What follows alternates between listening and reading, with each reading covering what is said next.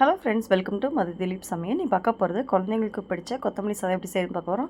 அதுக்கு வந்து ஒரு கை அளவு கொத்தமல்லி, 2 பச்சை மிளகா, கொஞ்சோண்டு இஞ்சி, கடலைப்பருப்பு, உளுந்தம்பருப்பு, நிலக்கடலை, கடுகு. இப்போ வந்து நம்ம ஒரு மிக்ஸி ஜாரில் கொத்தமல்லி, பச்சை மிளகா, இஞ்சி இது மூணையும் வந்து நம்ம அரைச்சிக்கலாம். உங்களுக்கு வேணால் கொஞ்சம் ஜீரகம் ஆட் பண்ணிக்கிங்க. பச்சை மிளகாவும் காரத்துக்கு தகுந்தாப்பில் ஆட் பண்ணிக்கோங்க. நிலக்கடலையை வந்து கொஞ்சம் நம்ம வறுத்து வச்சுக்கலாம். நீங்கள் வந்து ஆயிலில் வறுத்தா கூட ஓகே தான். அடுத்து வந்து கடாயில் வந்து ஆயில் ஆட் பண்ணிக்கோங்க. ஆயில் நல்லா சூடானதுக்கப்புறம் நம்ம வந்து கடுகு வந்து இப்போ ஆட் பண்ணிக்கலாம். கடுகு வந்து இப்போ நல்லா பொரியணும். பொரிஞ்சதுக்கப்புறம் தான் கடலைப்பருப்பும் உளுந்தம்பருப்பும் ஆட் பண்ணணும்.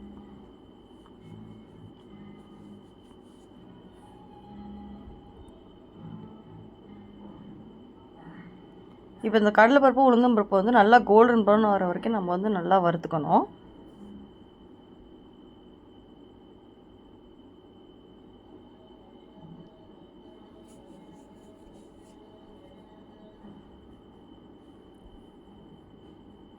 அடுத்து நிலக்கடலையை வந்து ஆட் பண்ணிக்கிங்க. அதுவும் வந்து நல்லா கிறிஸ்பாக வர வரைக்கும் நல்லா வந்து வறுத்துக்கலாம்.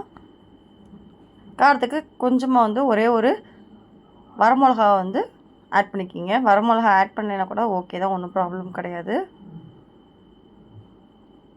இப்போ இதை வந்து நம்ம என்ன பண்ணிக்கலாம், தனியாக வந்து நம்ம எடுத்து வச்சுக்கலாம்.